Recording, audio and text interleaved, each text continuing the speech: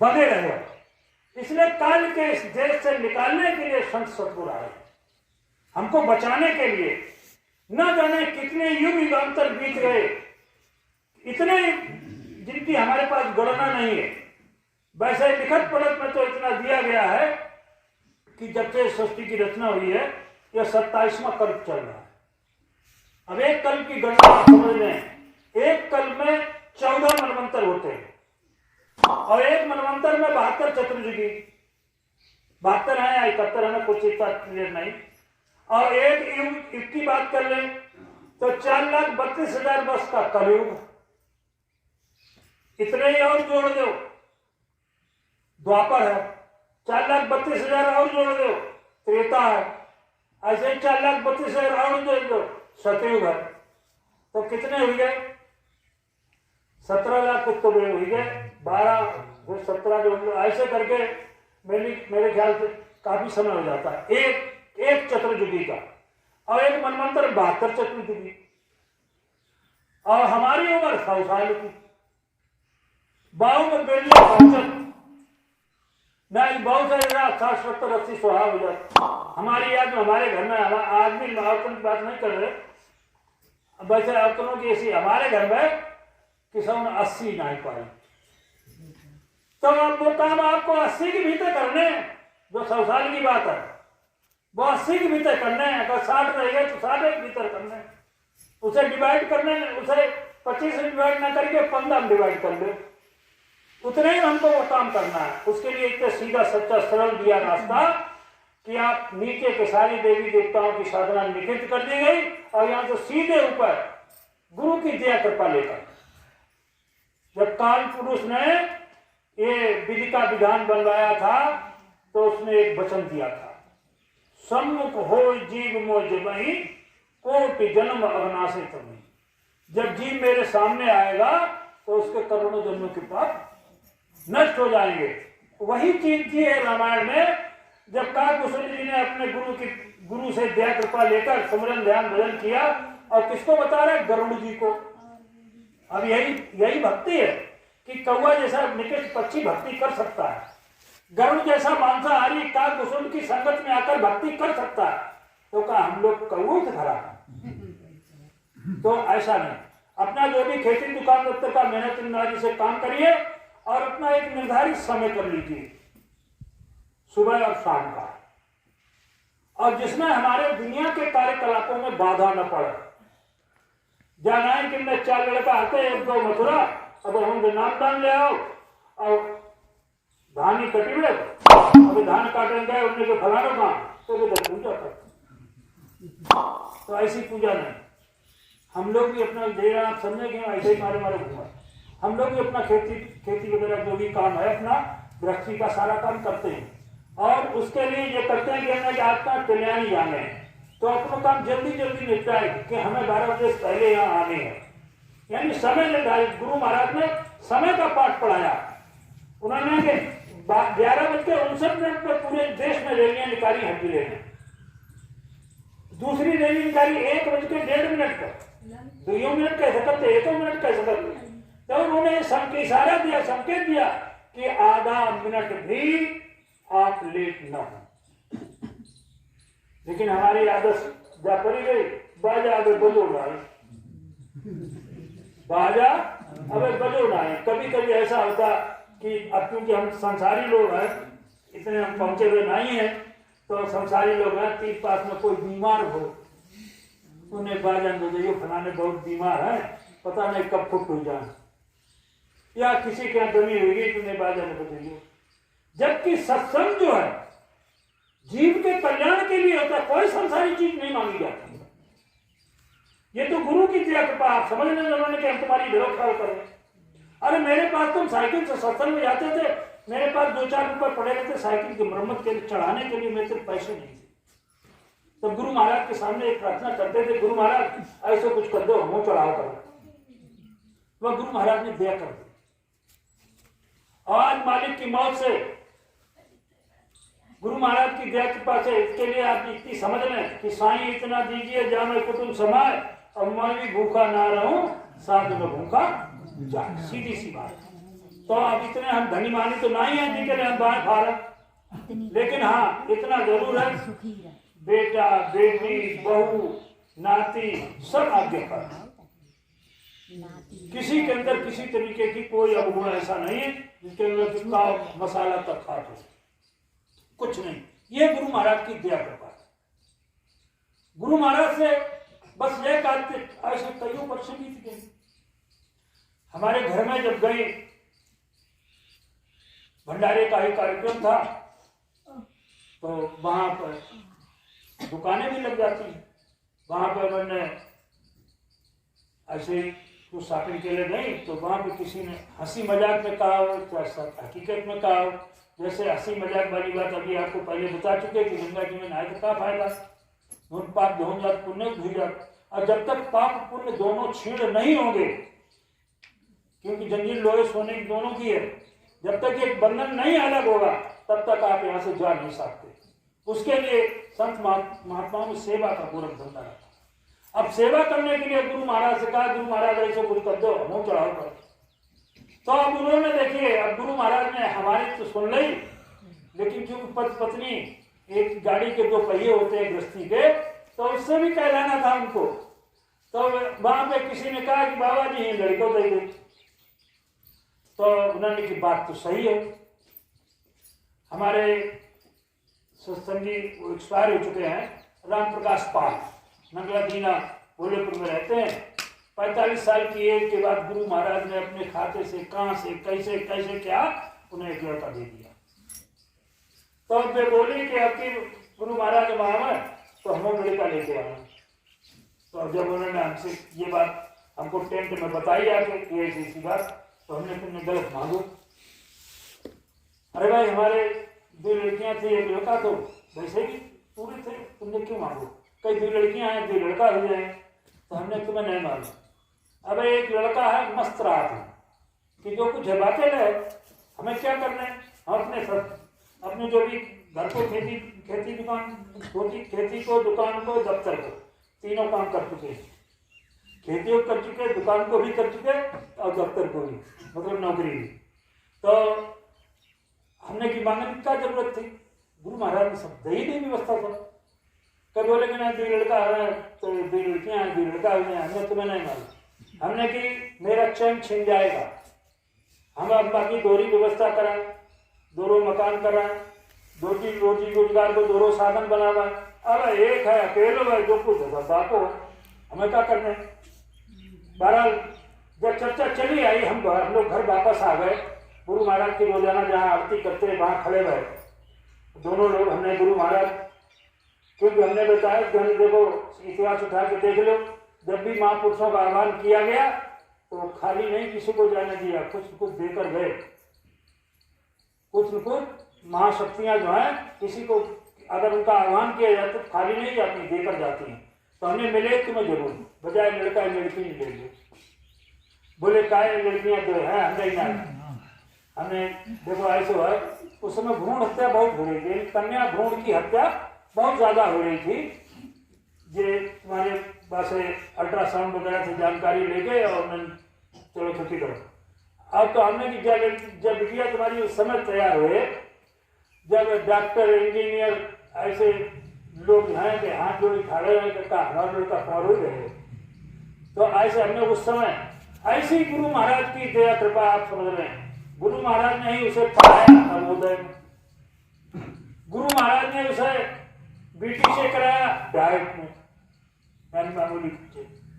गुरु महाराज ने ही लड़का ढूंढ के दिया। जिस लड़के के लिए हम गए थे वहां थोड़ी चालाकी चपलता की बात आई तो हमने छोड़ो। और गुरु महाराज ने देखो, आप समझो 69,000 की भर्ती में अभी भी भर्तियां लटकी हुई हैं। और हमने अगर परसों कल में बात हुई तो हमने वो पूछी, हमने तुम्हारा 1 नंबर कम थो स्कूटनी में, तो कई 1 नहीं 3 कम होती। कापियां जांची गई तो उसमें वे नंबर पड़ गए, कैसे भाई कैसे पूरे गए? ये तीनों पूरे हो गए, बाकी सब सर्विस लग गई। और जहाँ सर्विस लगी वहां बीच में ही एक दूसरा स्कूल था, जिस वहां के एक मास्टर थे, तो वो बोले कि बच्चों की कापी किताबों के लिए वो गई थी, वो कि माशा अपने स्कूल की आप किताबें ले, हमारे स्कूल में बच्चन की लेंगे। तो उन्होंने सीधी शादी की बात छेड़ी। तो उन्होंने मतलब मेरी शादी हुई थी, हाँ मेरी नंद हुई। तो अब वो भी टीचर है, हमारी बिटिया जो है वो भी टीचर है। तो ऐसे करके गुरु महाराज आपके जो मास्टर साहब बोले चलो नंद सही, और आए हमारे घर पे बोले कि आप हुन का धरो, आप जोर का करो। हमसे 3 गुनी जमीन उनकी, अकेले लड़का, सारे मतलब साधन, और लड़का भी टीचर, बिटिया भी टीचर।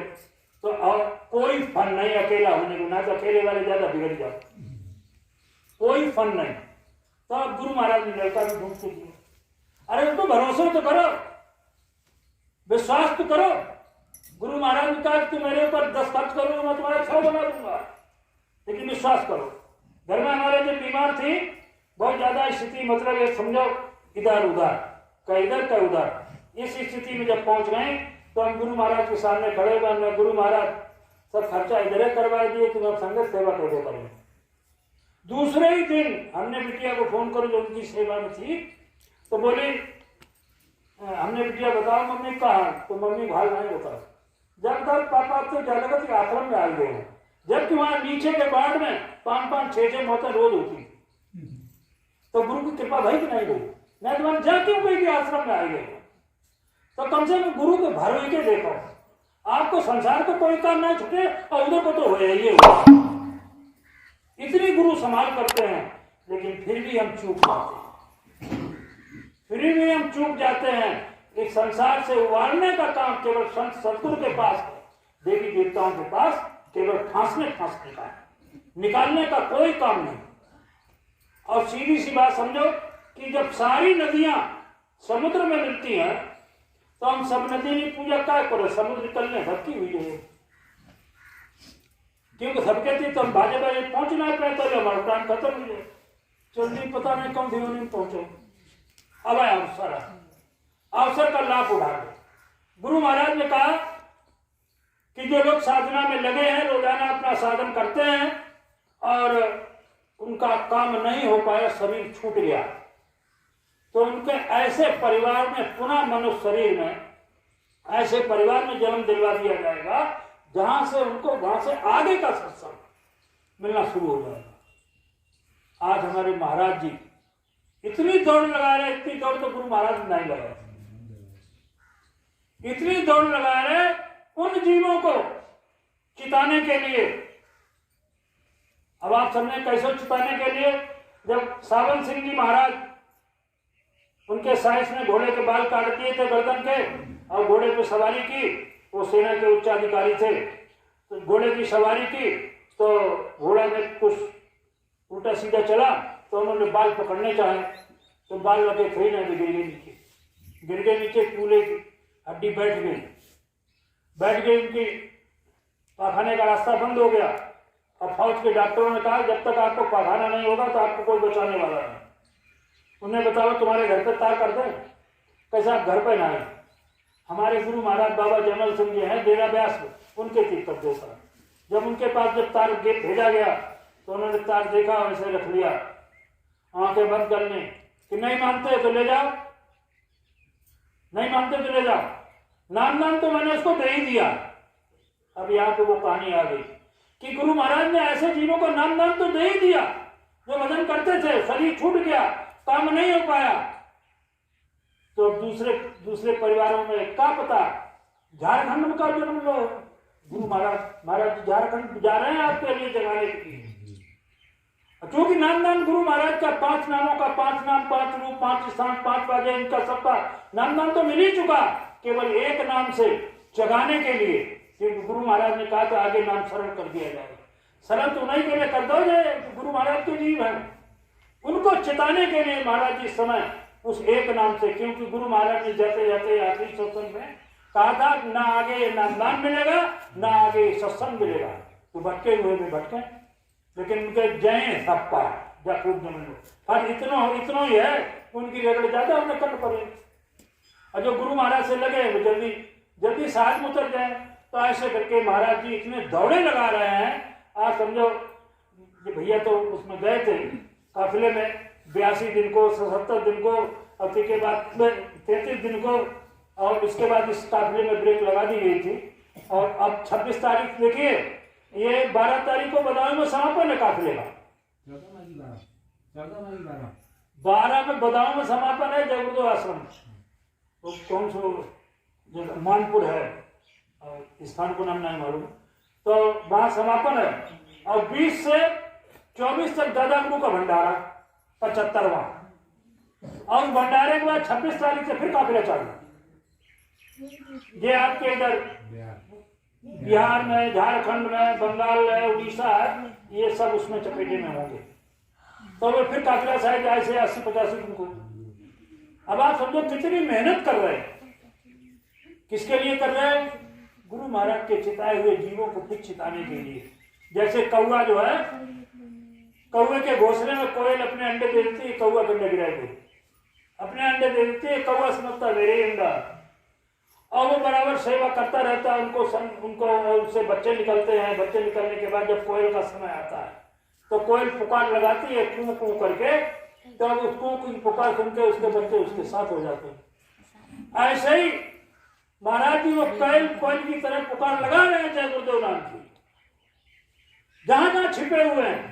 क्योंकि हर संसार में हमारा लेना देना है, केवल यही नहीं कि केवल तिरानी में ही लेना देना है, क्या पता असम में कहीं लेना देना हो। ऐसे निरीह इलाकों में जहां पता लगे केवल शराब मानसिक सेवन करो, वन लेना देना है, वहां आपको पैदा करवा दिए। और वहां महाराज जी जाके क्योंकि उनके जी में तुरंत पकड़ में आएगा, वे महाराज जी के साथ चल देते। गुरु के आदेश का पालन करके अपना साधन भजन बना के इसी जीवन में। और ऐसे तो गुरु महाराज ने 4 जन्मों का ठेका लिया। मंगरू सेठ की कहानी सुनाई थी गुरु महाराज ने, नानक साहब के समय की बात है। एक मंगरू सेठ थे, तो उनका तेल का व्यापार था, बड़ा लंबा चौड़ा व्यापार था, और समय के जैसे भी साधन थे उस साधन से अपना व्यापार करते थे। और चूंकि पूर्व जन्म के उनके संस्कार अच्छे थे, तो नानक साहब उनके साथ हो लिए और उनसे कई सत्संग सुन लो। चलते चलते उनके साथ चलते चलते ही उनको नाम दे दिया। और नाम देकर कहा गए मंगरू साहब भजन करो। तो नहीं, मेरे दिल तो काटा है जो भजन कर, हमें तो देखते 50 बोला सत्संग प्रिय घरी है, जो फलाने व्यक्ति खली पहुंचाने हूँ थे, तो रुपया लाने हूँ थे, सत्संग लाने, और जो मेरे दिल काटा है करो भजन। कोई बात नहीं। नानक साहब फिर थोड़े दिन बाद आए, तो फिर मंगरू सेठ से गई, मंगरू सेठ भजन करो, मान लो मेरी बात। क्योंकि वो उसके अधिकारी थे, क्योंकि बताया कि गुरु महाराज अपने जीवों को पकड़ते हैं। और वो यहाँ संसार में आए कितना भटक जाता है कि वो नहीं समझता। तो उनने कही देखो मान लो मेरी बात, भजन करो। नानक साहब चले गए। चले जाने के बाद मंगरू सेठ को पढ़ो अटैक, चले गए। थोड़े दिन चले गए, चलो कोई बात नहीं, सामान्य बात समझेगी। थोड़े दिन बाद 4 साल बाद फिर नानक साहब घूमते घामते पहुंचे, क्योंकि गुरु को अपने शिष्य की चिंता होती है, शिष्य को गुरु की चिंता नहीं होती। तो उन्होंने देखा तुमने बुढ़े तो दिखाई नहीं दे रहे। फिर उन्होंने अपना ध्यान लगाया, देखेगा बुढ़े जो गाय के माध्यम से बैल के रूप में बकोलू में चक्कर काट रहे। क्योंकि जहां आशा तहां भाषा, क्यों आशा तो घर में बाल बच्चे में लगी। अब बाल बच्चे में आशा लगी तो किस रूप में पहुंचे हो, चाहे भले बाल बच्चा डंडा मारे, तो लेकिन रहे हो घर के आंखों पर। तो ऐसे करके वे कोल्लू के बद्ध बने। तो उनके जाके उन्हें ज्ञान कराओ, और कोई देखो हम तुमसे काटते, हमने मान लो मेरी बात, भजन करो। तो यहाँ देखो कितनी सत्सों के लिए हुआ। तो मतलब भजन में टाइम ही नहीं करते, हम तो 24 घंटा ऐसे टाइम लगेगा भजन तुम कर। तो उन्होंने वहां से चले और चले गए उधर चले, तो इधर बैल भी धड़ाम से गिर गो। फिर 4 साल बाद फिर पहुंचे, उन्होंने देखो जो बैल है नहीं, तो दूसरों दिखा। लड़के ने अपनी व्यवस्था कर ली दूसरी। फिर उन्होंने ध्यान लगाओ, देखूंगा मंगरू से कुत्ता बने खटिया नीचे बैठी। तो उनको फिर ज्ञान कराओ, मंगरू सेठ मान लो अब कुत्ता बन गए तुम, अब हम मान लो मेरी बात, भजन करो। तो तुम्हें फिर बस शरीर में पहुंचाए दें। तो हमें यहाँ इतने चोर चार लगे हुए जब वाला कहूँ डकैती पत्ती का चोरी होती है, हम तो रात भर भौंकर रात हमारे चित्त तो काटता है, हम तो रात भर भौंकर थक जाते, हम भजन कितने घर करें। तो अब वे उमंग हटे तब तक तो क्या भाव कि वो कुत्तों खत्म हो गया। नानक साहब फिर दो चार साल बाद आए तो उन्होंने लड़का जो उनके जो 3 थे वे लेके लठियां दौड़ पड़ी। उन्हें की जो बल भगवान आए जो जब आओ तो घर के ठोकर भाई, पहले आओ तो अड्डा खत्म हो गए, अब दोबारा जब आओ तो घर को बंद मरी गो, अब तिवारा में आओ तो घर को कुत्ता मरी गो। तो अब लठिया लेके दौड़े, उन्हें की जो बजाय कुछ ठोकर कर जाते, उन्हें ठहरो मेरी बात सुन लो, तुम चाक चुकाइए। हम इसलिए आए कि तुम्हारे बाप पीछे वाले कोठा है तुम्हारे कच्चों वालों का, हाँ कई बामा उधर फलाने उत्तर गाने कोने गाड़ी के वो हम तुम्हें बताऊं ना है कि अच्छा हम चले ना तुम भाग जाओ। अरे नहीं तुम अपने छोटे भैया पढ़ा दो, अब लेकिन एक ध्यान रखियो उन्होंने एक सांप बैठो कुंडली मारे। तो वो लड़का जो था वो गाँव देखा दोबारा टार्च लगा देखो तुम हाफट डपक भजन को आओ तो हाँ भैया है तो सांप। तो अब उन्हें विश्वास हुई गो तो उन्हें अब नानक साहब कह रहे कि देखो भैया मेरी एक बात सुन, मेरी आपसे एक विनती प्रार्थना है। कई देखो हमने तुम्हें बताओ हमें हत्या लगी है, जान देना लगी है, एक आध गुड़िया तोड़ दीजिए, भाला ना दियो दूर खेतन में फेंक दीजिए, तुम खोद लीजिए। लड़का ने सलाह समझ में आई तो उन्हें भाई काम करो एक दो गुड़िया खुदकाए दे, अब भाला ना फेंक दो दूर खेतन। तो वे तो अपना धन खोदन लगे। उधर नानक साहब पहुंचे, उन्हें ज्ञान कराओ, उन्हें काम मगरू से तुमसे कहा कि तुम बाल बच्चन को ज्यादा भूले तो नहीं आप तो भजन करो भजन करो। तो ऐसा है कि कुछ तो बदले हंसी खुशी, कुछ तो बदले हंसी खुशी और कुछ होकर तंग बदल जाएंगे। तो इसलिए हंसी खुशी निकल चला, काहे की तंगी की नौबत आम दी।